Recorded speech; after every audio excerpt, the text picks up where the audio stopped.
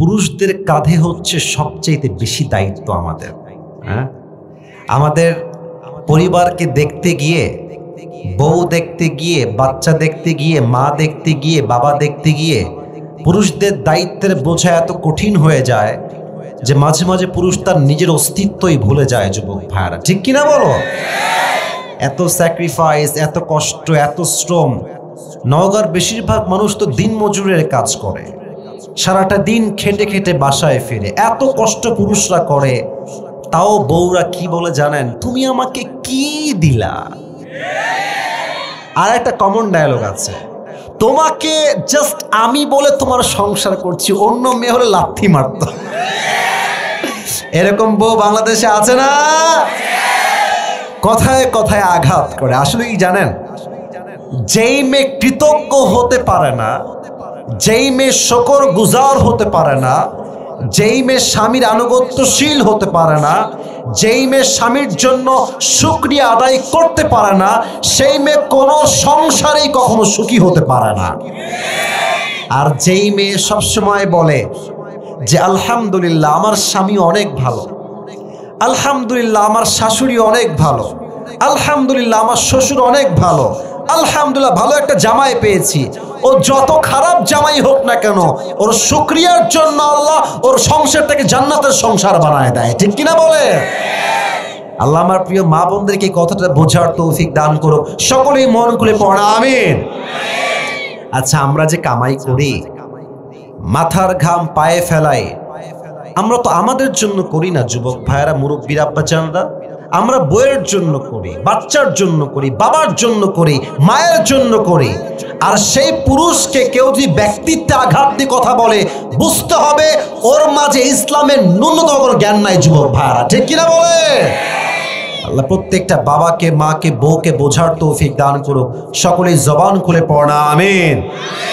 5 দিন যাবত অসুস্থ, আজকে ডাক্তার দেখাইলাম। ডাক্তার ইয়া বড় একটা ব্যাগ দিয়েছে, ওষুধের ব্যাগ, গ্যাসের ওষুধ, হাঁপানির ওষুধ, শ্বাসকষ্টের ওষুধ, জ্বর, সর্দি, রুচি নাই, ভিটামিনের অভাব, সব দিয়েছে আমাকে আজকে। তো এই যে কষ্ট, এটা দিনের জন্য কষ্ট। আল্লাহ এই কষ্টকে তার সন্তুষ্টির ওয়াসিলা হিসেবে কবুল এবং মঞ্জুর করুক। আমরা সকলেই দিল খুলে পড়ছি আমিন।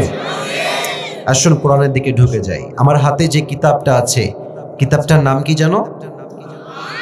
তো আস্তে কেন কম ভাই? এটার নাম কি? আল কোরআন। এই দেশে এই কোরআনের রাজ কায়েম হোক, পুরো দেশটা চলবে কোরআন দিয়ে। উত্তর করেন তো আমরা সবাই চাই কি চাই না?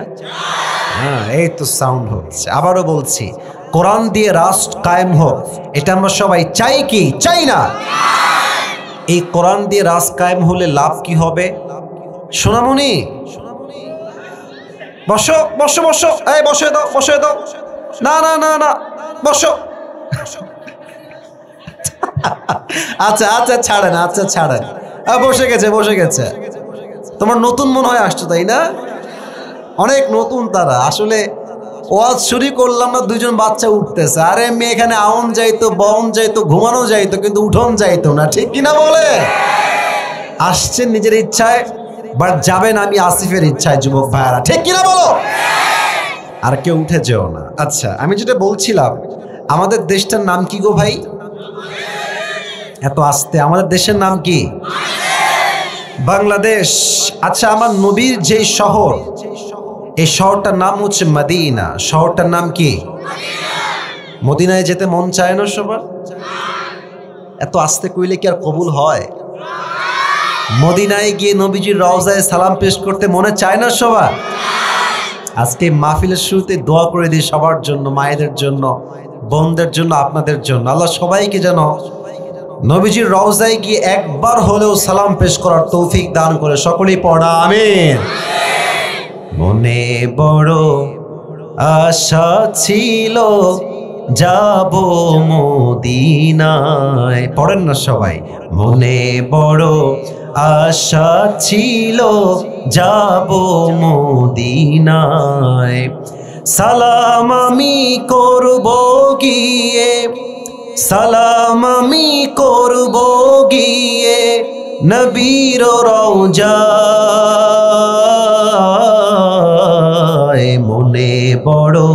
আশা ছিল যাব মদিনায়। পড়াবে আরব সাগর পাহাড়ি দেব নাই কো আমার তরি,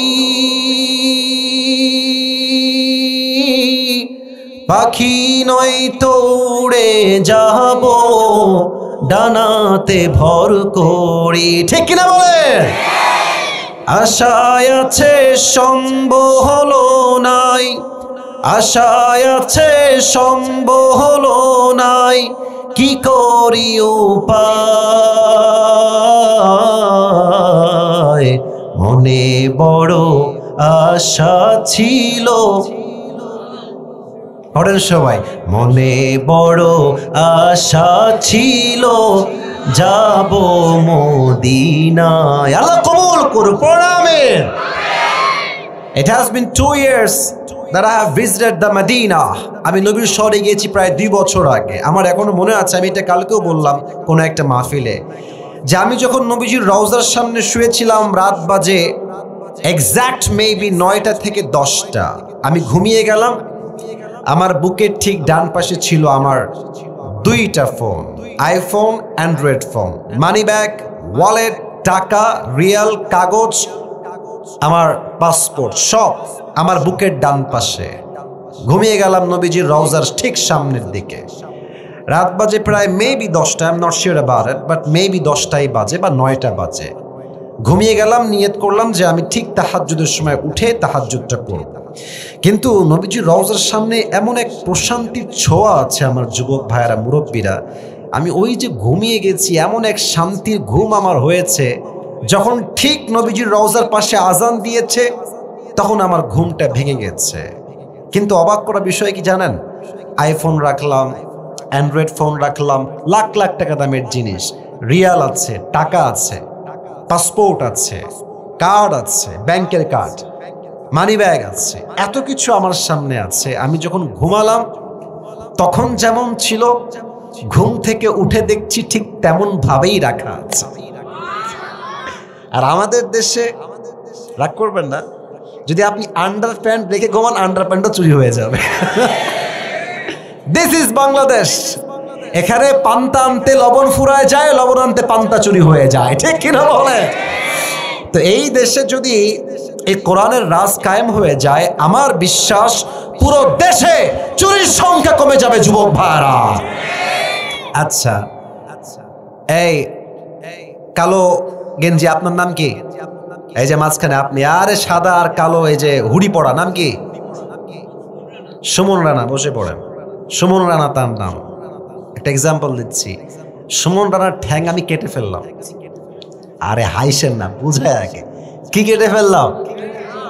কথা কয় না, কারে ওয়াজ করি, কি কেটে ফেললাম? ঠ্যাং মানে পা, পা, পা। আচ্ছা, পা কেটে ফেললাম। এখন নওগাঁর যেই জেলা আদালত আছে, আদালত আছে না আমাদের নওগাঁতে? রাজশাহীতে জজ কোর্ট আছে না যুবক ভাইরা? আচ্ছা, তো সুমন রানার ঠ্যাং কাটার জন্য আসিফ হুজুরের একটা বিচার হলো কি, আমাদের দেশের যেই প্রচলিত আইন নিয়ম হলো যে আসিফ হুজুরের ঠ্যাং কাটার জন্য, অন্যায়ের জন্য 10 মাসের জেল আর 1 লাখ টাকা জরিমানা। 10 মাসের জেল আর 1 লাখ টাকা জরিমানা। আচ্ছা, কোনো একটা বিষয়ে মাপ ঠিকঠাক আছে কিনা, পেঁয়াজ 1 কেজি আছে কিনা, আলু 1 কেজি আছে কিনা, পটল 1 কেজি আছে কিনা, এটা মাপার জন্য দোকানদার কি পাল্লায় মাপ দেয়? বুঝেছেন তো? কথা কন না কেন? কি পাল্লা? দাড়ি পাল্লা। বিচার করার জন্য পাল্লা লাগে, মিজান লাগে, তারাজু লাগে। তো দেখেন, সুমন রানার একটা ঠ্যাং দাড়ি পাল্লার ডান দিকে দেন, আর ওই যে 10 মাসের জেল আর কয় লাখ টাকা, আরে কথা কন, কয় লাখ টাকা, এটা আপনি বাম পাল্লায় দেন। ডান পাল্লায় সুমন রানার ঠ্যাং রাখেন, আর বাম পাল্লায় রাখেন আপনি 1 লাখ টাকা আর 10 মাসের জেল। টান দেন তো, সমান সমান হবে? হবে হবে হবে হবে না। আচ্ছা, আপনি জেল বাড়ায় দেন। আচ্ছা, জেল দেন আমাকে 2 বছরের জেল, আর জরিমানা করেন 2 লাখ টাকা, আরো 1 লাখ বাড়াইলাম।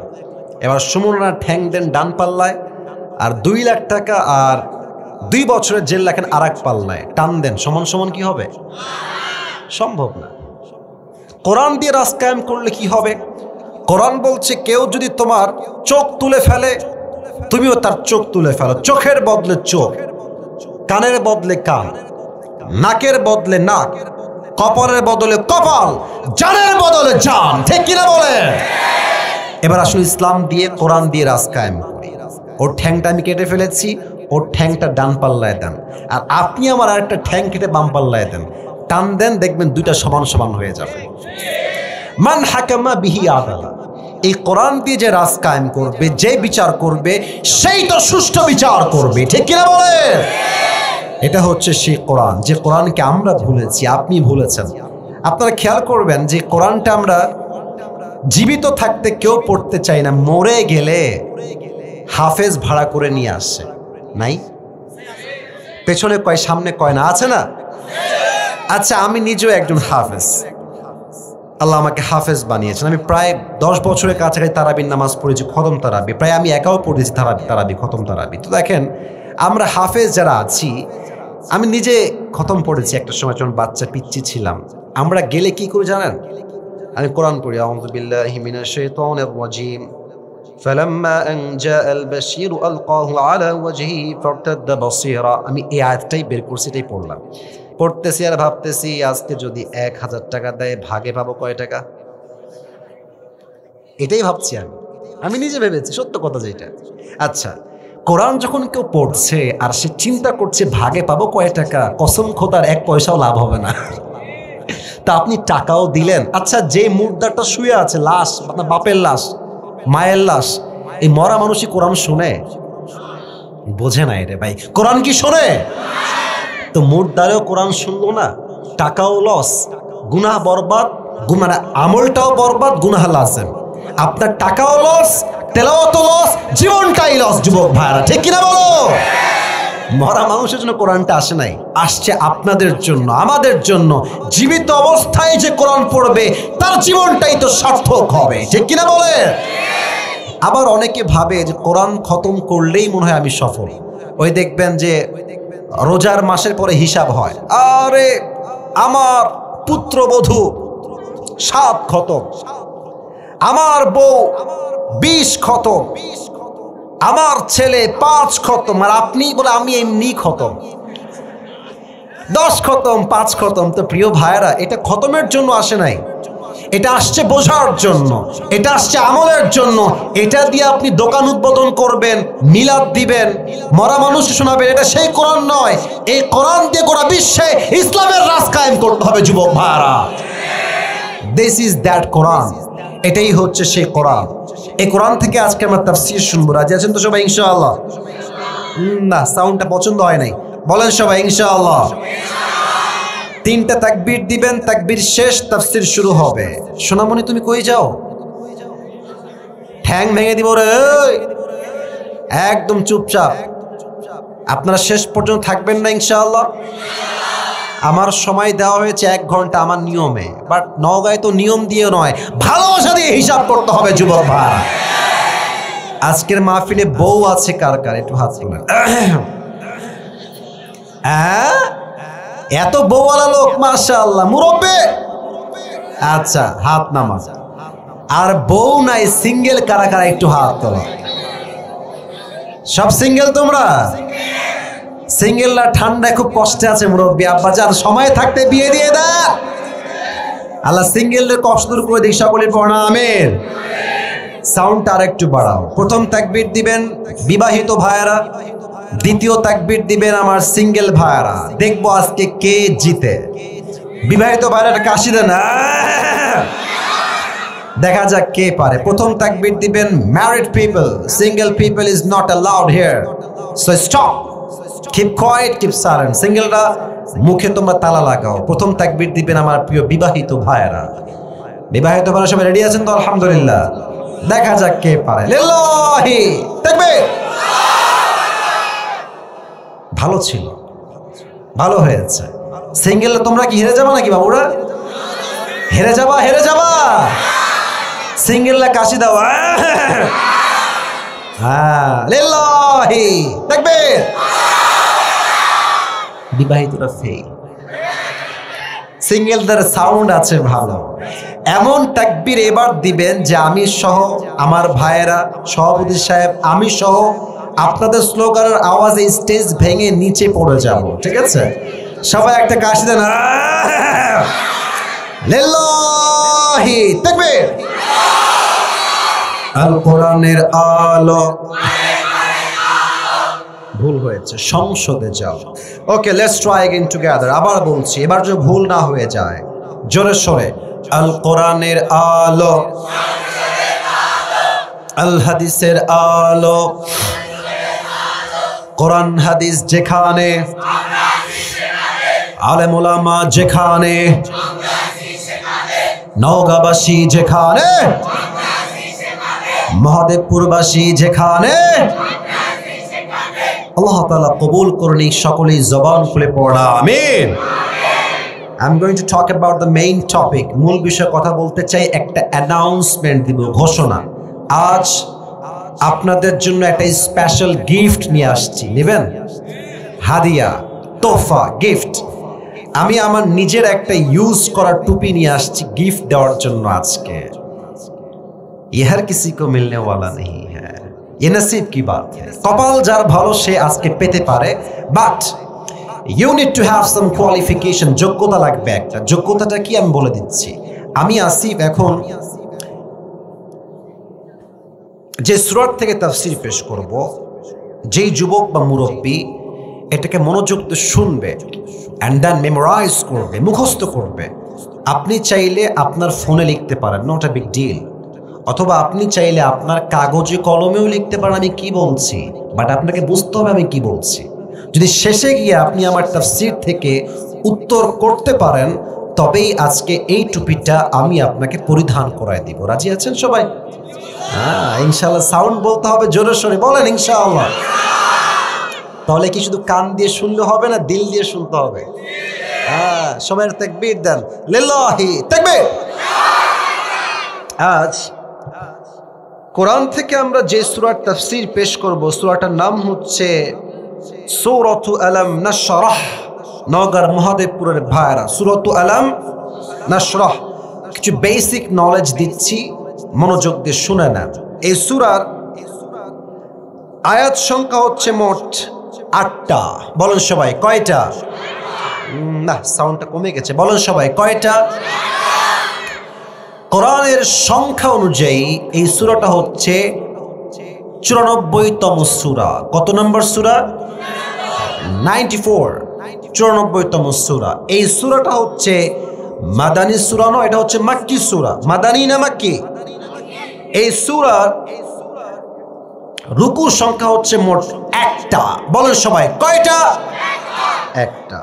তাহলে এটা আছে ৩০ নম্বর পারায়। সূরার সংখ্যা অনুযায়ী এটা হচ্ছে ৯৪তম সূরা।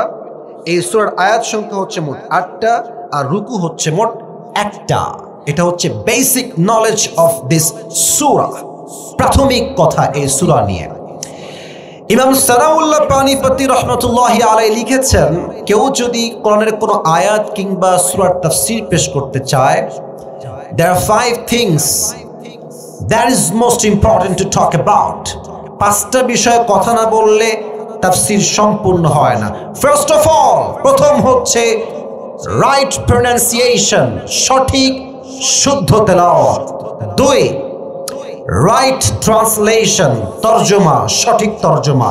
3, শানে নুজুল, what's the background behind it, এই সূরা কখন নাজিল হয়েছে অথবা কেন নাজিল হয়েছে। অথবা আমরা বলতে পারি 3 নাম্বার হচ্ছে what's the central theme or subject matter of this surah, এই সূরার মূল বিষয় কি। 3 নাম্বার। 4 হচ্ছে what's the explanation of this surah, প্রত্যেকটা আয়াতের ব্যাখ্যা কি হবে। and the last and the final one is what's the lesson that you have got from this surah, এই সূরা থেকে তুমি শিক্ষা কি পেয়েছো। এই 5টা বিষয়ে যে কথা বলবে তার তাফসীর সম্পূর্ণ হবে, ঠিক কিনা বলেন? আসুন আমরা, তোমরা কিন্তু মায়ের খাবা আমার কাছে। এতবার কেন সাউন্ড করছো তোমরা? কলিজারা আমার বাবুরা, সাউন্ড করো না, আর কোনো কথা বলো না। এই এই এই এই তোমরা সাইড হয়ে যাও, বামে যাও, বামে যাও, একদম বামে যাও, সাইড হয়ে যাও, কলিজারা সাইড হয়ে যাও। এরা সবাই চুপচাপ, কথা বলো না। সবাই একটা কাশি দেন, তাকবীর দেন, লিল্লাহি তাকবীর। আমরা প্রথম অংশে যাচ্ছি, সূরাটার সঠিক তেলাওয়াত আমি তেলাওয়াত করছি। Listen to this with full concentration, মনোযোগ দিয়ে শুনবেন। আউযু বিল্লাহি মিনাশ শাইতানির রাজীম। বিসমিল্লাহির রহমানির রহিম। আলাম নাশরাহ লাকা সাদরাক ওয়া ওয়াদা'না আনকা ওয়িজরাক الذي أنقض ظهرك ورفعنا لك ذكرك فإن مع العسر يسرا إن مع العسر يسرا فإذا فرغت فانصب وإلى ربك فارغب الله أكبر সঠিক তেলাওয়াত। The second part is the translation of this surah. তরজমা কি হবে? Just তরজমা বলছি, not ব্যাখ্যা, just তরজমা। আলাম নাশরাহ লাকা সাদরাক। Oh my prophet, did I not open your heart? নবী হে, আমি কি আপনার বুক বা হৃদয়কে প্রশস্ত করি নাই? Number 2, ওয়া ওয়াদা'না আনকা ওয়িজরা। Oh my prophet, we removed from your backside the pain. আমি আপনার পিঠ থেকে আপনার ব্যথাকে, কষ্টকে, আঘাতকে দূর করে দিয়েছি। সুবহানাল্লাহ পড়েন সবাই। আল্লাযী আনকাযা যাহরাক, which had weighted upon your back, যেই বোঝা আপনার পিঠকে ভারী করেছিল সেই বোঝাকে নামিয়ে দিয়েছে এক সত্তা। আওয়াজ দিয়ে বলেন তো সেই রবকে। আল্লাহ আমার রব, এই রবই আমার সব, দমে দমে তনু মনে তারি অনুভব। সুবহানাল্লাহ পড়েন সবাই।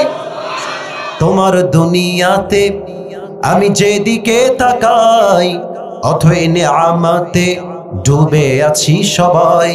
পাখপাখালির কণ্ঠে শুনি তাসবিহ কল রব, তাসবিহ কল রব। আল্লাহ আমার রব, এই রবই আমার সব। রবকে, আপনার রব আপনার পিঠের বোঝাকে হালকা করে দিয়েছে।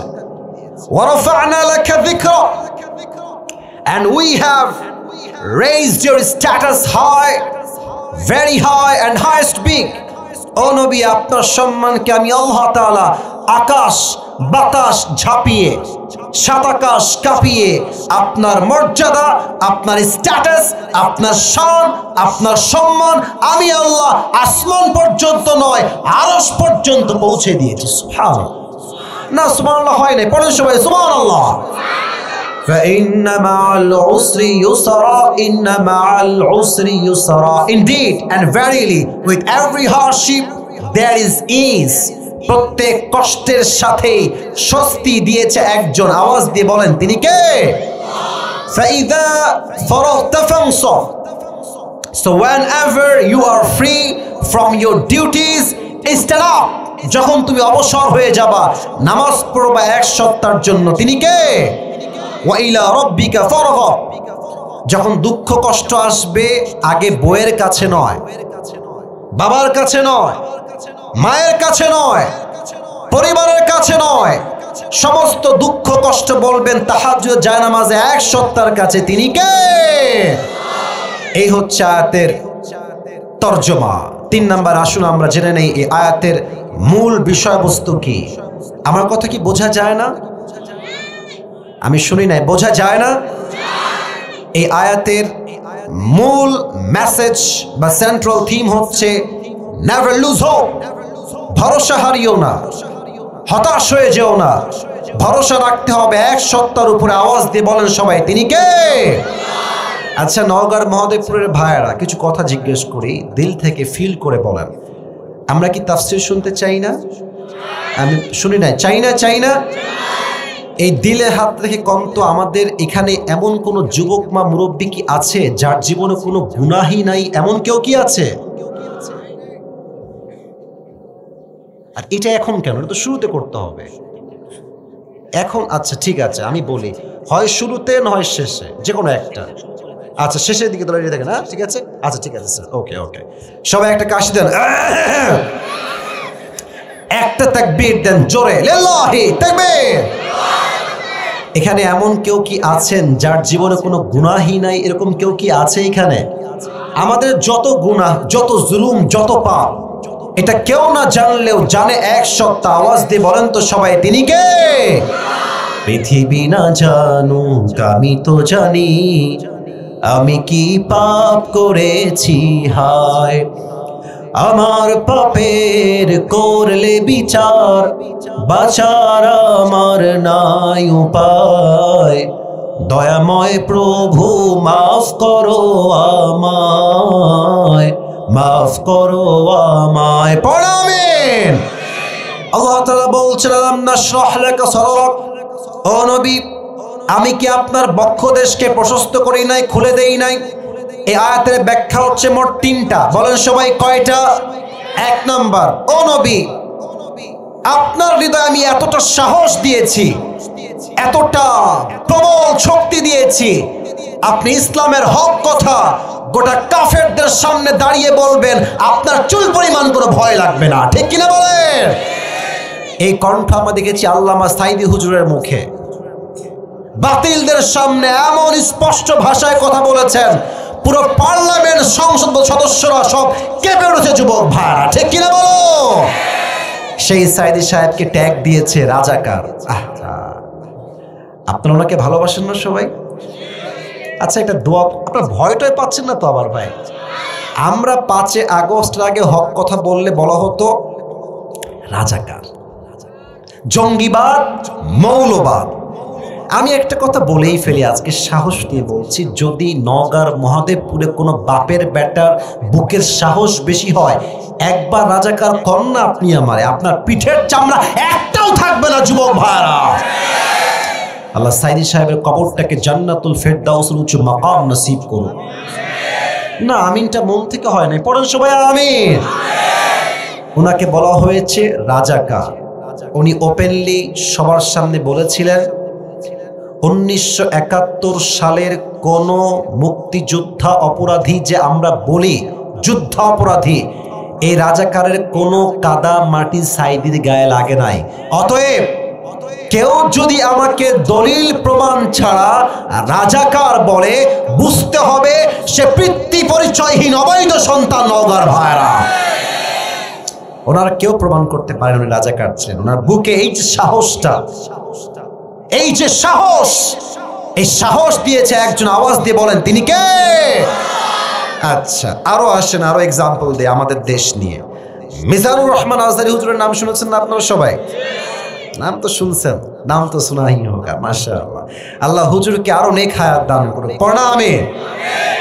আচ্ছা উনি তো এখন দেশে নাই, এখন তো এই দেশে নাই, আর এক দেশে আছে, আসবে আবার, আমরা বিশ্বাস করি।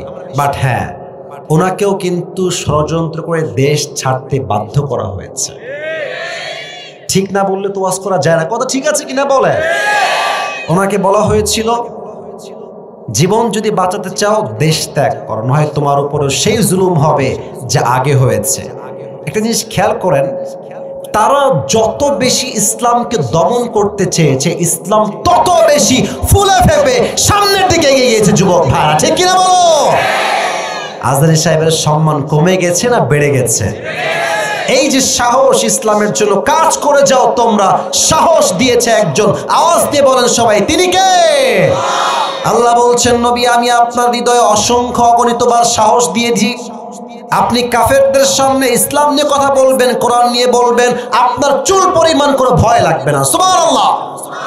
2, আপনার হৃদয়টা ছোট কোনো হৃদয় নয়, এটা হচ্ছে ব্রড, বিশাল বড় হৃদয়। আমাদের মসজিদে আজকাল কি মারামারি, আমাকে সূরা ফাতিহা পড়ে ইমামের পেছনে, আমাকে পড়ে না, আমাকে বুকে হাত বাঁধে, আমাকে নাভির নিচে হাত বাঁধে, মারামারি করে শেষ।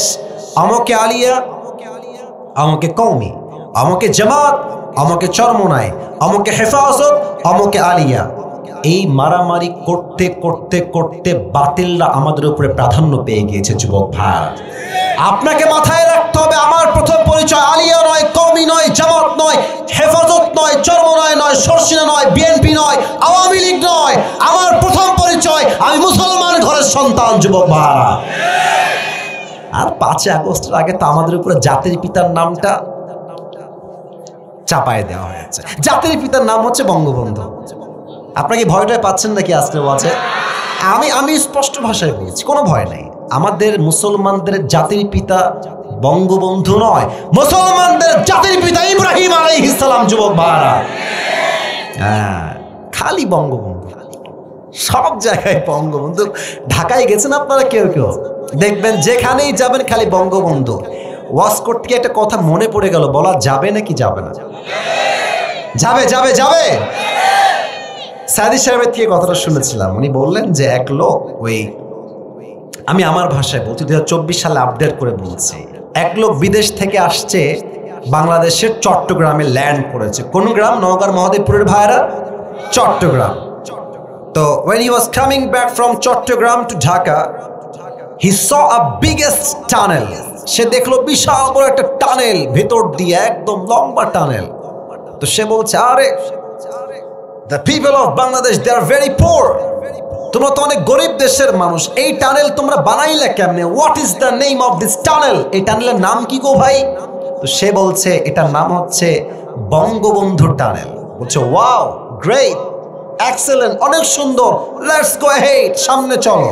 ঢাকায় আসছে, ঢাকায় দেখছে বিশাল কারবার, আরে বিশাল লম্বা লম্বা উঁচু উঁচু ফ্ল্যাট, দালান কোঠা। বলছে wow, what is the name of this place? এই জায়গার নাম কি?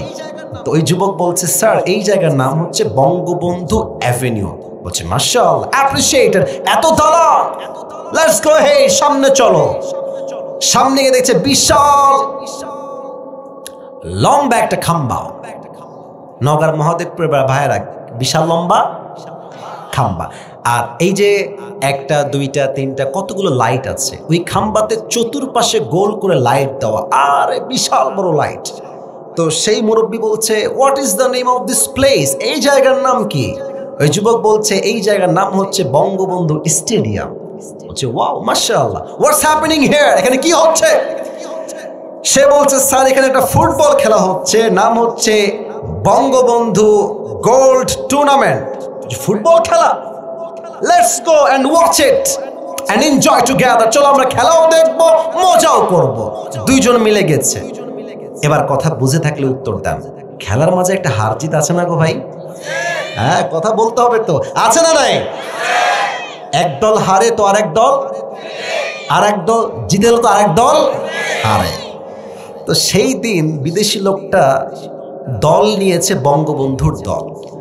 তো আনফর্চুনেটলি, দুর্ভাগ্যক্রমে আর কি, বঙ্গবন্ধু দল গেছে হেরে। তো দেখবেন যেই দল হেরে যায়, দর্শক শ্রোতা এত খেপে যায়, মার শালাকে ইট, আছে না এরকম? আছে না? ইট মারে, ডিম মারে, পাটকেল মারে, যা মন চায় তাই মারে। তো এক লোক এমনি ধুইরা ঠাস করে একটা ইট মারছে। তো ওর কপাল খারাপ, ওর মাথায় একটা ইটের বাড়ি লাগছে। এক বাড়িতে অজ্ঞান হয়ে গেছে। 2 ঘন্টা কোনো সেন্স নাই, 2 ঘন্টা অজ্ঞান। 2 ঘন্টা পরে কোনো মতে চোখ খুলেছে, আরে ভাই আমি কোথায়? আরেকজন বলছে ভাই আপনি এখন আছেন বঙ্গবন্ধু হসপিটালে। বিদেশি লোক বলছে ভাই আল্লাহর ওয়াস্তে মাফ চাই, একটু পর তোমরা আমাকে বঙ্গবন্ধু কবরস্থানে নিয়ে যাইও না। তার মানে আমরা যা বুঝলাম যে আমাদের এই দেশে বঙ্গবন্ধুকে জাতির পিতা হিসেবে জোর করে চাপিয়ে দেওয়া হয়েছিল আমার যুবক ভাইরা, ঠিক কিনা বলো? মিল্লাত আবিকুম ইব্রাহিম, মুসলমানদের জাতির পিতা বঙ্গবন্ধু নয়, মুসলমানদের জাতির পিতা ইব্রাহিম আলাইহিস সালাম, ঠিক কিনা বলে? এটা সাহস লাগবে, বুক বড় হওয়া লাগবে, তাহলে আপনি বলতে পারবেন। থার্ড, হে রাসূল, আপনাকে আমি আল্লাহ সবকে সাদর করেছি। আপনারা open heart surgery, open heart surgery নাম তো শুনছেন।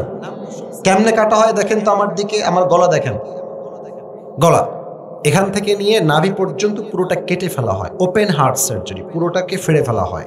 যাদের, আমার বাবার হার্টের সমস্যা, হার্টের রোগী, রিং পরানো হয়, এটা হচ্ছে ওপেন হার্ট সার্জারি। নবীর পুরো এন্টায়ার লাইফে 3 বার এই শক্তে সাদর হয়েছে। নবীর গলা থেকে নিয়ে নাভি পর্যন্ত পুরোটা কেটে ফেলা হয়েছে। নবীর হৃদয় থেকে দুনিয়ার প্রতি মায়া, মুহাব্বত, ভালোবাসা যা ছিল সব দূর করে দিয়ে আল্লাহ তাআলা নবীর পুরো সিনাটাকে ঈমানের নূর দ্বারা নূরান্বিত করে দিয়েছে। সুবহানাল্লাহ পড়ে সবাই। এবার আল্লাহ বলছেন, নবী ওয়াদানা আনকা উযরাক আল্লাযী আনকাযা যাহরাক, ও নবী আপনার পিঠের যেই বোঝা, প্রত্যেকটা বোঝাকে হালকা করে দিয়েছে। একজন আওয়াজ দিয়ে বলেন তো সবাই, তিনি কে? এবার একটা প্রশ্ন করছি, আটকানোর জন্য নয়। মুরব্বীরা আমার চোখে চোখ রাখেন, যুবকেরা চোখে চোখ রাখো। বলো তো, নবীর কি কোনো পুত্র সন্তান বেঁচে ছিল দুনিয়ায়? হ্যাঁ, রাইট আনসার। কোনো ছেলে বেঁচে ছিল না। মোট ছেলে ছিল মোট কয়জন, কে বলতে পারে? আমি দেখাই দিয়েছি কিন্তু, বলো সবাই কয়টা? 4টাই শেষ, অল্প বয়সেই শেষ। কাফেররা বলছে, নাউজুবিল্লাহ, জোরে বলবেন, কাফেররা বলছে মুহাম্মদ তুই হলি লেজ কাটা বংশের ছেলে। নাউজুবিল্লাহ, মুসলমানদের নাউজুবিল্লাহ হয় না, জোরে বল নাউজুবিল্লাহ। তোর কোনো ছেলেই তো বেঁচে নাই, তুই হলি লেজ কাটা বংশের একজন যুবক, নাউজুবিল্লাহ। নবীর টেনশন, আল্লাহ আমার কি কোনো সন্তান দিয়ে বংশ বিস্তার হবে না? আল্লাহ বললেন, নবী টেনশন নাই, আমি আল্লাহ আপনার জন্য, বংশের জন্য ফাতেমার মতো একজন গুণবতী, রূপবতী, জান্নাতের সমস্ত নারীদের সর্দারিনীকে আপনাদের সংসারে পাঠিয়ে দিব। আচ্ছা, অনেক বাবা আমার এখানে বসে আছেন, আপনাদের অনেকের মেয়ে আছে। আল্লাহর রহমতে আমার বাবার 2টা মেয়ে, একটা বড় আর একটা অনেক ছোট। আমার ছোট বোন, ওর বয়স কত হবে, এই তো 7-8, মানে আমার অনেক ছোট, মানে 2 যুগের ছোট, 2 যুগ। তো ছোট্ট বাচ্চা, ও একবার একজন ভিডিও করছিল, বলছে তোমার ভাই কেমনে ওয়াজ করে ক, বলছে কথা বলেন ঠিক কিনা। ছোট একটা বোন আমার। তো দেখেন, মেয়ে যার থাকে, প্রথম টেনশন আমাদের মাথায় যে মেয়ের বিয়ে দিব কোথায়, এই টেনশন আছে না? আর বাপরা তো মাশাআল্লাহ পাইছে একটা, সরকারি চাকরিজীবী হইলে টাকলার সঙ্গে মেয়েকে বিয়ে দিয়ে দেয়। যুবকরা কেঁপে উঠেছে একেবারে। আমার কথা স্পষ্ট, বোনদের জন্য, বোন আমার, টাকার জন্য বিয়ে করবেন, টাকা পাবেন, বাড়ি পাবেন, গাড়ি পাবেন, মনের শান্তি আপনি কোন টাকার মধ্যে খুঁজে পাবেন না। যুবক ভাই আছে কিনা বলো? নবীর মেয়ে ফাতেমা যখন বড় হয়ে গেল, নবীর চিন্তার বোঝা, ফাতেমার বিয়ে কার সঙ্গে আমি দিব? আল্লাহ বলছে, নবী হ্যাঁ, কোন টেনশন নেই, আপনার টেনশন দূর করবে একজন। ও ভাই কথা কোন কে? আচ্ছা, নবীজি এলান করলেন, এই সাহাবায়ে কেরাম, ফাতেমার বিয়ে দিব, কে আছো আসো প্রস্তাব নিয়ে। কথা কি বোঝা যায় না? প্রস্তাব নিয়ে আসো, কে আসো? তো প্রথমে আসছে আবু বকর রাদিয়াল্লাহু তাআলা আনহু। আচ্ছা, কথা বলে ফেলে একটা, আবু বকর নবীর শুধুমাত্র বন্ধু নয়, নবীর বন্ধুও, আবার নবীজির শ্বশুরও। সুবহানাল্লাহ, নাই তো দেখছি। তো আবু বকর আসছে, নবী হ্যাঁ আমি আপনার মেয়েকে বিয়ে করতে চাই। নবীজি কোনো কথা নাই, মাথাটা নিচু করে এইভাবে বসে আছে। তা আবু বকর বুঝে গেছে, চালাক মানুষ তো, যে না, এখানে আমার খাওয়া নাই, আই এম রিজেক্টেড, আমার প্রস্তাবই বাতিল, আমি বের হয়ে যাই। আবু বকর বের হয়ে আসছে। দেন ওমর রাদিয়াল্লাহু তাআলা আনহু came to the last Messenger, এসে বলছে, নবী হ্যাঁ আমি আপনার মেয়েকে বিয়ে করতে চাই, আপনার এই প্রস্তাবে আপনি একমত নাকি দ্বিমত? নবীজি আবার মাথা নিচু, চুপ, কোনো কথা নাই। প্রথমেও চুপ, সেকেন্ড টাইমও চুপ। আচ্ছা, আবু বকর বের হয়ে গেছে, ওমরও বের হয়ে গেছে, বাহিরে আছে আরো 2 জন সাহাবী। ঘটনাগুলো কিন্তু মনে রাখতে হবে, সাহাবীদের নাম। এক হচ্ছে আব্দুর রহমান বিন আউফ, আর এক হচ্ছেন আলী রাদিয়াল্লাহু তাআলা আনহু। তো আবু বকরের মুখটা, আমরা বলি না বাংলা পাঁচের মতো, মুখটা মলিন হয়ে আছে, রিজেক্ট খেয়ে আসছে নবীর কাছে। ওমরও মন খারাপ, বিয়েটা হইল না আমার ফাতেমার সাথে, মন খারাপ। আব্দুর রহমান বিন আউফ খুব চালাক, বলছে, আলী বন্ধু, আমার বিশ্বাস যদি ফাতেমার জন্য তুমি বিয়ের প্রস্তাব নিয়ে যাও, নবী সবাইকে না করেছে এটা আমি মানছি, বাট তুমি গেলে তোমাকে নবী একটা মুহূর্তের জন্য না বলতে পারবে না। সুবহানাল্লাহ পড়ে সবাই। আলী বলছে, আরে বেটা তোমার মাথা ঠিক আছে? আমার নাই বাড়ি, নাই গাড়ি, নাই সম্পত্তি, নাই কোনো ব্যবসা, আমার তো বিয়ে হবে না ফাতেমার সাথে। তো আব্দুর রহমান বিন আওফ বলছে, বন্ধু ট্রাই মারতে দোষ কোথায়, যাও ট্রাই করে আসো। এটা খুব মজার একটা হাদিস, আসলে বলতে গেলে একটু হাসি পাচ্ছে। তো আলী প্রস্তাব নিয়ে আসছে। আরে ভাই, মেয়ের বাপের কাছে প্রস্তাব দেওয়া যে কি বিগ ডিল, এটা একমাত্র যুবকরা ছাড়া কেউ টের পাবে না। তো আলী আসছে, এদিকে তাকান, নবীজি বসে আছেন মসজিদে হারামে। আলী একবার এদিক দিয়ে আসে, ওই দিক দিয়ে বের হয়ে যায়, এদিক দিয়ে আসে, এই দিক দিয়ে বের হয়ে যায়, নবীর কাছে আসে না। নবীজি, ওই আলী কি সমস্যা তোমার, ডান বাম করো কেন, কি হয়েছে, এদিকে আসো। আলীর হাত পা কাঁপছে, কেমনে বলবে নবী আপনার মেয়ে ফাতেমাকে বিয়ে করতে চাই। কোনো মতে আসছে নবীর সামনে, কিন্তু অবাক করার বিষয় হচ্ছে আলী আসার আগে আল্লাহ তাআলা ওহী পাঠিয়েছেন, ইয়া রাসূলুল্লাহ, আলী এখন আপনার মেয়ের জন্য বিবাহের প্রস্তাব নিয়ে আসছে। সুবহানাল্লাহ। নাই তো মুহাদ্দিসপুরের ভাইরা পড়ার সময় সুবহানাল্লাহ। এবার নবীজি ডাক দিয়ে বলছে, আলী তুমি কেন আসছো? আমি কিন্তু খুব ভালো করেই জানি, বলে দাও কেন আসছো। এবার আলী ডাক দিয়ে বলছে, ইয়া রাসূলুল্লাহ, ইয়া হাবিবাল্লাহ, আমার কথাও তো সেম কথা, আমি আপনার মেয়ে ফাতেমার হাত চাওয়ার জন্য আসছি, আপনি কি আমাকে বিয়ে দিবেন কিনা? নবীজি আগের বারও চুপ, সেকেন্ড বারও, এবার নবী চুপ না। এবার নবীজি একটা শব্দ বললেন, খেয়াল করবেন, ইনশাআল্লাহ। এতটুকুই, এতটুকুই। ইয়েস ও না, কথা বুঝতে হবে ভাই, মাফ চাচ্ছি বারবার বলার জন্য। ইয়েস ও না, নো না। কি বললেন গো ভাই? হ্যাঁ, মিডিয়ার ভাইরাও বলতেছে, বলেন সবাই কি বললেন? ইনশাআল্লাহ। কিন্তু মতলব সমস্যা এক জায়গাতে। আলী আবার ইনশাআল্লাহর অর্থই বোঝে নাই, বের হয়ে আসছে।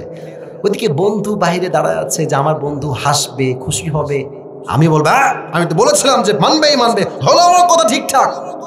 কিন্তু দেখছে আলী বের হচ্ছে, আলীর মুখটা বাংলার পাঁচের মতো হয়ে আছে।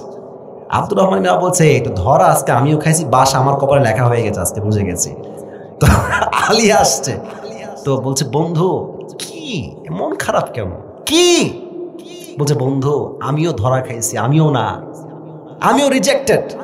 বলছে, আচ্ছা নবী কি কিছুই কয় নাই তোমাকে, একটা কিছুও কয় নাই? আলী বলছে, হ্যাঁ নবীজি বলেছে শুধু ইনশাআল্লাহ। আব্দুর রহমান বিন আওফ বলছে, আরে বেটা, নবীর ইনশাআল্লাহ মানে বিয়ে অর্ধেক ডান হয়ে গেছে। সুবহানাল্লাহ। এবার আপনি প্রশ্ন করবেন, হুজুর নবীজি ইয়েস তো বলতে পারতেন, নবীজি ইনশাআল্লাহ কেন বলতেন? আব্বাজান, মায়েরা, এটা আপনার জন্য মেসেজ, আপনার জন্য মেসেজ, আপনার জন্য কথা। আপনি আপনার মেয়েকে আজীবন পেলেছেন, বড় করেছেন, খাওয়াইছেন, পড়াইছেন, মানে এটা নয় যে আপনি আপনার মেয়েকে গাঞ্জাখোরের সঙ্গে বিয়ে দিবেন।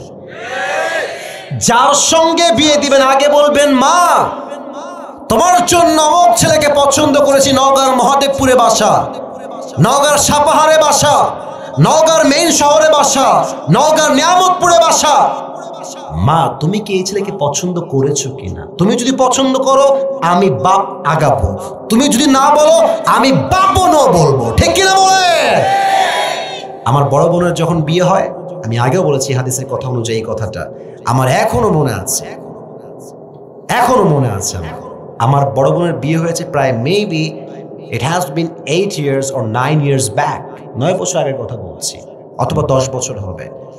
আমার বোনের জন্য কয়েকটা পাত্র দেখা হয়েছে আমার বোনকে বিয়ে দেওয়ার জন্য, as much as I can remember. একটা পাত্র আসলো, এটা কোনো বদনাম করছি না, দাড়িওয়ালা। দেখলাম ভাইজান পাঞ্জাবি পরে আছে আর পায়জামা পরে আছে, চাপ দাড়ি, দেখতে অনেক সুন্দর। আমার প্রথমে দেখেই ভাইকে খুব ভালো লাগছে, মাশাআল্লাহ, লুকিং ওয়াও, সুন্দর। পরে আমি শুনলাম যে সেই ভাই বিয়ে করতে যৌতুক দাবি করতেছে। নাউজুবিল্লাহ তো পড়লেন না আপনারা? তার মানে কি জানেন, কিছু লোকের উপরে ফিটফাট, ভেতরে পুরোটাই সদর ঘাট। যুবক ভাই দেখলে মনে হবে ইয়ার ইয়ে তো আভি কবি জান্নাত সে ভাগ কে দুনিয়া মে আই হ্যায় ইয়ার, বাট আসলে কিন্তু নাম্বার 1 বাটপার যুবক ভাই, ঠিক কি বলো? মনটাই ভেঙে গেল যে ধুর এত ভালো ছেলে যৌতুক চাই কেমনে, how come it possible man? আচ্ছা গেল। আরেকজন ভাই আসলেন, last person who became the husband of my sister. মাশাআল্লাহ, আমার ভাইয়ের দাঁড়িয়ে আছে মুখে, ইংরেজি পড়ায়, খুব ভালো শিক্ষিত একজন মানুষ। প্রথম দেখাই ভালো লেগেছে আমাদের, আমার বোনেরও ভালো লাগছে, বাবারও ভালো লাগছে, মায়েরও ভালো লেগেছে। অনেক লম্বা কথা, ওটা উদ্দেশ্য, মূল উদ্দেশ্য হচ্ছে হাদিসটা হাইলাইট করা। আমার বোন যখন পাত্র দেখে ফেললো, পাত্র আমার বোনকে দেখে ফেললো, আমি গেলাম, কথা বললাম, মাশাআল্লাহ, amazingly appreciated, he was a very good person, মাশাআল্লাহ। তো যখন সব ঠিকঠাক, আমার মনে হলো, আমার মনে আছে এটা, আমার বাবা বললো যে আসিফকে ডাকো আমার বোনের ঘরে। আমি আসলাম, মা আসলো, বাবা আসলো, আমি আছি এইদিকে বসে, আমার বাবা এইদিকে বসে, আমার বোন খাটে, আর আমার মা এই বোনের সামনে সামনে। তা আমার বাবা কি বলছে দেখেন, হাদিস দেখেন, আমার আব্বা হাদিসে আমল করেছে। আব্বা বলছে যে মা, আমারও পছন্দ হয়েছে ছেলে, তোমার মায়েরও পছন্দ হয়েছে, আসিফও মাশাআল্লাহ পছন্দ করেছে, মা তুমি কি বলছো বলো। এর মানে কি বোঝাচ্ছে আব্বা? আব্বা বোঝাচ্ছে তুমি বললে যাব, নয় না। কথা ঠিক আছে কিনা আমাকে বলতে হবে। মানে মা তুমি যদি বলো ইয়েস আমিও বলবো, তুমি বললে ইয়েস আমি বলবো, তুমি যদি বলো নো আমি বলবো। নবীর শিক্ষা, নবী ইনশাআল্লাহ বলেই ফাতেমার কাছে, আম্মা জান ফাতেমা কোথায় তুমি, এদিকে আসো। আব্বা জান কি হয়েছে আপনার, কি বলবেন আপনি? নবীজি ডাক দিয়ে বলছে, ফাতেমা তোমার জন্য এই তল্লাটে সবচাইতে চরিত্রবান যুবকের সন্ধান আমি পেয়েছি পাত্র হিসেবে। ফাতেমা ডাক দিয়ে বলছে, আব্বা জান মাসমু, ওই ব্যক্তির নাম কি? নবীজি ডাক দিয়ে বলছে, ফাতেমা ওই ব্যক্তির নাম হলো ইসমুহু আলী, তুমি কি রাজি? তো হাদিসে আসছে যে ফাতেমাও ইয়াস না নো না, কিছুই না, ফাতেমা কিছুই করে না, খালি একটা দাঁত বের করে মুচকি হাসি দিয়েছে। আর হাদিসে আসছে বিয়ের ক্ষেত্রে মেয়ের ইয়েস বলা জরুরি নয়, মেয়ে যদি একবার মুচকি হাসি দেয় বাপকে বুঝে ফেলতে হবে দাল মে কুছ কালা তো জরুর হ্যায়। তো ফাতেমার সঙ্গে আলীর বিয়ে হয়ে গেল। বলছে আল্লাহ আমার চিন্তার বোঝা ফাতেমার বিয়ে কার সাথে হবে? আল্লাহ বলছে নবী কোনো টেনশন নাই, আল্লাযী আনকাদা যহরাক, আপনার পিঠের বোঝা যেখানে আমি আল্লাহই হালকা করে দিব। সুবহানাল্লাহ। এটা হচ্ছে সেই আয়াতের ব্যাখ্যা। নবীর টেনশন একমাত্র আল্লাহই দূর করবে। বলেন সবাই, দূর করবে কে? এবার আসেন, আল্লাহ বলছেন ওয়ারাফা'না লাকা যিকরাক। নবীর উম্মত হতে পেরে আমরা সবাই খুশি না? নবীর উম্মত হতে পেরে আমরা সবাই খুশি না? শুধু এই জন্য যে আমরা নবীর উম্মত, সকলেই পড়েন আলহামদুলিল্লাহ। আচ্ছা আচ্ছা আচ্ছা আচ্ছা আচ্ছা, বাজে রাত 11:40, আমার ওয়াজ শুরু হয়েছে ঠিক 10:30 একটু পরে। 12টা পর্যন্ত কি আজকে ওয়াজ হবে না? সবাই একটা কাশি দেন, একটা চাদরওয়ালা, চাদরওয়ালা বসো বসো, ওয়াশরুমে যাবে, 1 নাম্বার দেখাচ্ছে আমাকে। সবাই তাকবীর দেন, লিল্লাহি তাকবীর। আচ্ছা আমার দিকে তাকাই বলেন, আমার মুখে এটা চাপ, এটা কি গো? চাপ দাড়ি। আমাকে কি দাড়ি রেখে অসুন্দর লাগতেছে? শুনি নাই, অসুন্দর লাগতেছে, আনস্মার্ট লাগতেছে? ওয়ারাফা'না লাকা যিকরাক, নবী আপনার যেই দাড়ি, আপনার যেই চেহারা, আপনার যেই স্ট্রাকচার, আপনার যে বডি, আপনার যেই দেহ, এই পুরো দেহকে আমি আল্লাহ তাআলা পুরো পৃথিবীর চাইতে আরো বেশি সুন্দর করে বানিয়েছি। সুবহানাল্লাহ পড়ে। অনেক মেয়ে আছে দেখবেন দাড়ি রাখলে বিয়ে করতে চায় না, বলে দাড়িওয়ালা পছন্দ না। কিছু মেয়েদের দাড়িওয়ালা পছন্দ না, দিনদার পছন্দ না, গাঞ্জাখোর পছন্দ। বলেন তো দাড়ি রেখে নবী কি অসুন্দর ছিলেন? নবীর মতো সুন্দর কে এই তল্লাটে দ্বিতীয় আর কেউ হতে পারে? যাদের চেয়ে সুন্দর তুমি নবী আমার কামলিওয়ালা, দো জাহানের বাদশাহ তুমি প্যারা নবী সাল্লাল্লাহু আলা, দো জাহানের বাদশাহ তুমি প্যারা নবী সাল্লাল্লাহু আলা, যাদের চেয়ে সুন্দর তুমি নবী আমার কামলিওয়ালা। সুবহানাল্লাহ পড়েন সবাই। একদিন নবীজি চাচার ঘরে বসে আছে আবু তালেব। আবু তালেব বলছে মুহাম্মদ, ও ভাতিজা তুই তুমি যে সাধারণ কোনো মানুষ নও এটা আমি তোমার জন্মের আগ থেকেই জানি। সুবহানাল্লাহ নাই যে সবার? তুমি যে সাধারণ কোনো মানুষ নও তোমার জন্মের আগ থেকেই আমি জানি। নবীজি বলছে, আরে কি কথা এটা, আমার জন্মের আগ থেকে আপনি জানেন যে আমি সাধারণ মানুষ নই? হাউ ক্যান ইট পসিবল চাচা, আপনি জানলেন কেমনে চাচা? চাচা বলছে, মোহাম্মদ, প্রত্যেক মায়ের পেট যখন সন্তান গর্ভে আসে মায়ের যন্ত্রণা বেড়ে যায়, কষ্ট বেড়ে যায়, মা ঘুমাতে পারে না, খাইতে পারে না। বাট আমার স্পষ্ট মনে আছে তুমি যখন তোমার মায়ের গর্ভে আসছো তখন থেকে নিয়ে তোমার ডেলিভারি পর্যন্ত তোমার মায়ের পেটে এক চুল পরিমাণ কোনো ব্যথা অনুভব হয় নাই। আচ্ছা, এই নওগাঁতে আপনাদের আছে না, এই যে এটাকে কি বলে, কুয়া, নাম তো শুনছেন নাকি? এই কুয়াতে আমরা কি দিয়ে পানি তুলি? বালতি। স্যারও বলছে আমরা কি দিয়ে তুলি? আচ্ছা, বালতির উপরে কি বাধা থাকে? কি বাধা থাকে? রশি। তো দেখবেন কুয়া হচ্ছে এইটা আর পানি হচ্ছে নিচে, এই জন্য লাগে রশি আর বালতি। রশি দিয়ে আমরা বাঁধি, পানি আমরা তুলি, এমনি নিয়ে যখন যায় টান দেই। আয় হায় হায়, নবী যখন মায়ের গর্ভে আছে, নবীর মা আমেনা পানি আনতে গিয়েছে, অন্যদিন রশিতে বালতি বেঁধে নামিয়ে পানি তুলতে হয়। নবী যখন মায়ের গর্ভে আছে পানি তোলার জন্য বালতিও লাগে নাই, রশিও লাগে নাই, অটোমেটিকলি কুয়ার পানি নিচ থেকে উপরের দিকে উঠে আসছে। নবীর মায়ের পেটে নবীজি আছেন, নবীর মা হাঁটছেন রাস্তা দিয়ে, প্রখর রোদ, এত রোদ যে মাথার চাঁদি ফেটে যাবে রোদের যন্ত্রণার তাপে। নবীজি বলছেন, আবু তালেব, আমি যখন রাস্তা দিয়ে মুহাম্মদকে গর্ভে নিয়ে হাঁটছি আমি দেখলাম রোদের ঠিক নিচে একটা ছায়া আসছে, এই ছায়াটা আমাকে পরিপূর্ণ প্রোটেকশন দিয়ে আমার বাড়ি পর্যন্ত ছায়া দিয়ে পৌঁছায় দিয়েছে। নবীজি মায়ের পেটে আছেন, আম্মাজান বাহিরে বের হয়েছেন হাঁটার জন্য, চতুর্পাশের সমস্ত গাছ নবীর সম্মানে মায়ের ঠিক পায়ের সামনে সব গাছ সেজদায় লুটিয়ে পড়েছে। আরেকটা কথা আপনারা ভালো বুঝবেন, গ্রামগঞ্জের লোক আপনারা, আমিও গ্রামের ছেলে, আমার জন্ম গ্রামে, আমার বাবাও গ্রামের লোক। দেখবেন যেই ঘরে শিশুরা জন্মগ্রহণ করে মুরব্বীরা, ওই ঘরটা দুর্গন্ধ হয়ে যায় না? দেখবেন দুর্গন্ধ হওয়ার জন্য আমরা ধূপ জ্বালাই, ধূপ, যেন ঘরটা দুর্গন্ধ মুক্ত হয়ে যায়। হায় হায়, আমাদের জন্ম এরকম হয়। আবু তালেব বলছে, মুহাম্মদ, তুমি যেই ঘরে জন্মগ্রহণ করেছো সেই ঘর তো দুর্গন্ধ হওয়া দূরের কথা, সেই ঘরটা মেশকে আম্বরের চাইতে বেশি সুঘ্রাণ হয়ে গিয়েছে। আয় হায় হায় হায়। একবার নবীজি মসজিদে হারামে আসলেন, কিন্তু সবাই বসে আছেন আসলে চুপচাপ শান্ত, সাহাবীরা এইভাবে বসে আছে, আর নবীজি ওই যে গেট, এদিকে তাকান ডান দিকে, এটা একটা পর্দা, মনে করেন এটা হচ্ছে একটা গেট, নবীজি ওই পাশ দিয়ে আসছে, সাহাবের এই পাশে বসে আছে, কথা বলছে। এক সাহাবী বলছে যে আমার কাছে অবাক লাগে যে আল্লাহ তাআলা প্রথমে একজন মানুষ পাঠালেন, তার নাম হচ্ছে আদম, তার উপাধি দিলেন সফিউল্লাহ। অবাক লাগে আমার কাছে, প্রথম মানুষ, প্রথম নাম, উপাধি হচ্ছে সফিউল্লাহ। আর এক সাহাবী বলছে আমার কাছে আরো অবাক লাগে যে আল্লাহ তাআলা মূসা আলাইহিস সালামকে নবী করলেন আর নাম দিলেন কালিমুল্লাহ, যিনি আল্লাহর সঙ্গে সরাসরি কোনো মিডিয়া ছাড়া, ভায়া ছাড়া সরাসরি আল্লাহর সঙ্গে কথা বলতেন দুনিয়ার থেকে।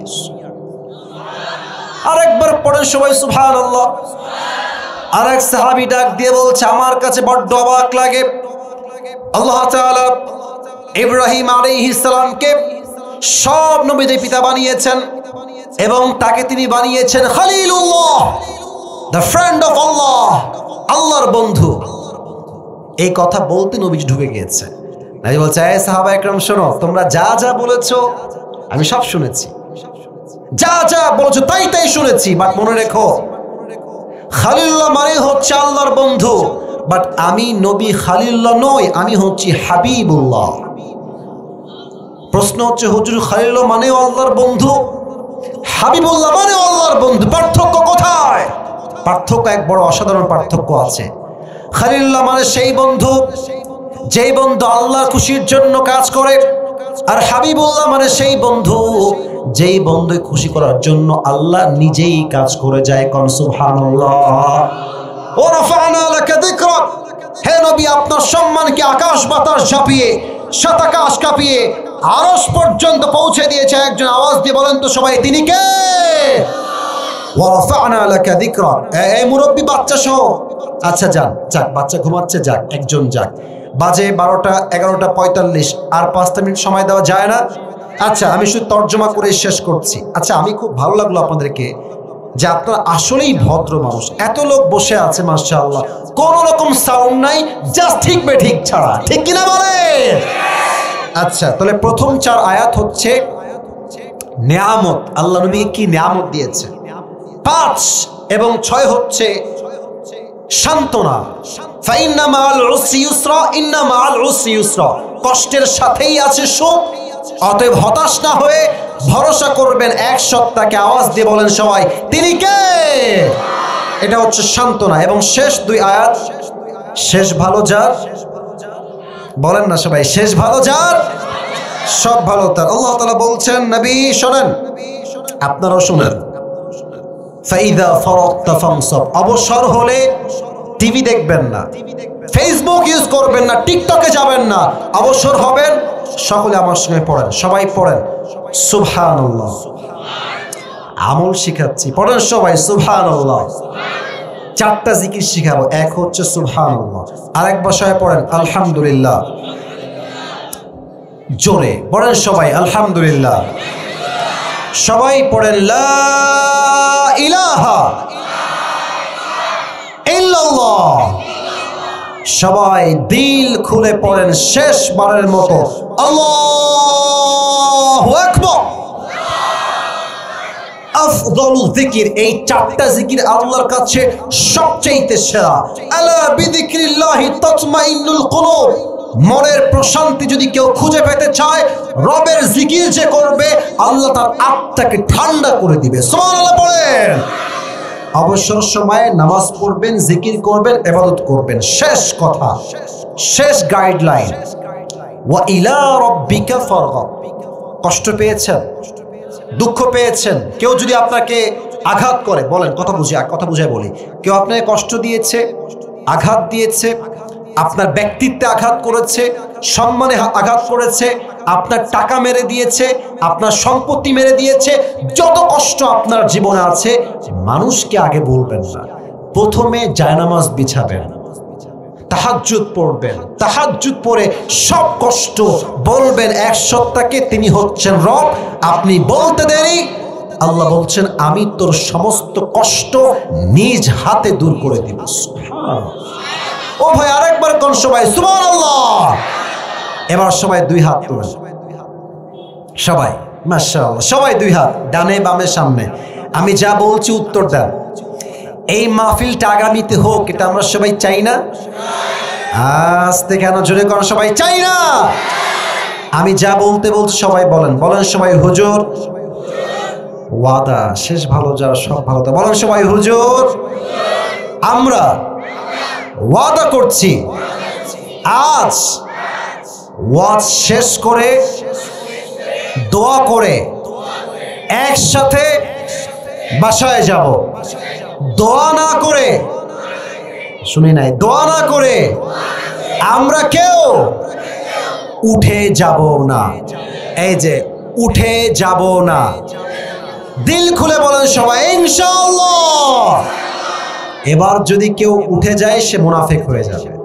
আমার না, আমি চিঠি দেখেছি, লা ঈমানাল্লাহ লিমান লা আমানাল্লাহ, যার কথা ঠিক নাই তার ঈমানের ঠিক নাই। যুবক ভাইরা ঠিক কিনা বলো? আপনারা যারা বসে আছেন এই মুহূর্তে ভলান্টিয়ার্সটা যাবে 2টা কাজ। আপনারা পকেটে যা আছে ওদেরকে দিয়ে দিবেন ভাড়ার টাকা বাদ দিয়ে, 1 নাম্বার কাজ। 2 নাম্বার কাজ, আমি এই টুপিটা পুরস্কার দিতে চাই। এই আদায়ের মাঝে, অর্থাৎ এই আদায়ে যে করবেন রুমাল দিয়ে, ব্যাগ দিয়ে, এর মাঝে পুরো ওয়াজটা আমি 1 বা 2 মিনিটে বলছি। যে পুরস্কার পেতে চাও মনোযোগ বাড়ায় দাও। ভলান্টিয়ার্স গো ব্যাক, সবাই ফিরে যাও আপন আপন জায়গায়। সবাই তাকবীর দেন, লিল্লাহি তাকবীর।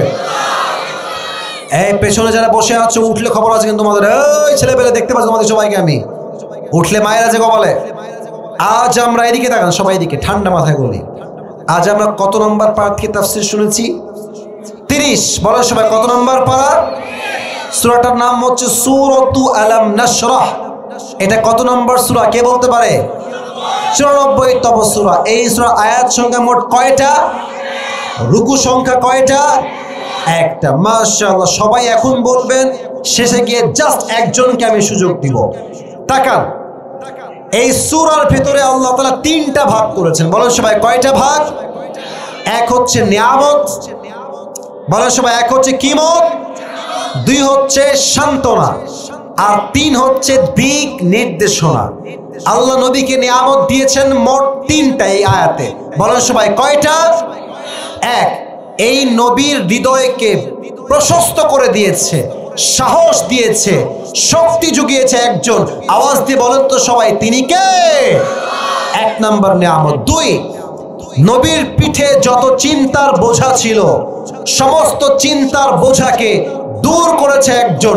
আওয়াজ দিয়ে বলেন সবাই, তিনি কে? 3 নম্বর নিয়ামত হচ্ছে আল্লাহ নবীর সম্মানকে আরশ পর্যন্ত পৌঁছায় দিয়েছে। সুবহানাল্লাহ পড়বেন না সবাই? তাহলে যে দাঁড়াবেন তাকে বলবে, এই ভাই তুমি বলো যে আল্লাহ নবীকে কি কি নিয়ামত দিয়েছে। তুমি বলবা আল্লাহ নবীকে 3টা নিয়ামত এই আয়াতে দিয়েছে। 1, নবীর সিনাকে আল্লাহ খুলে দিয়েছেন। 2, আল্লাহ নবীর চিন্তাকে দূর করে দিয়েছেন। 3, নবীর সম্মানকে আকাশচুম্বী মর্যাদা দিয়েছে একজন। আওয়াজ দিয়ে বলেন সবাই, তিনি কে? এবার বলবো ভাই 2 নাম্বার ভাগে কি আছে?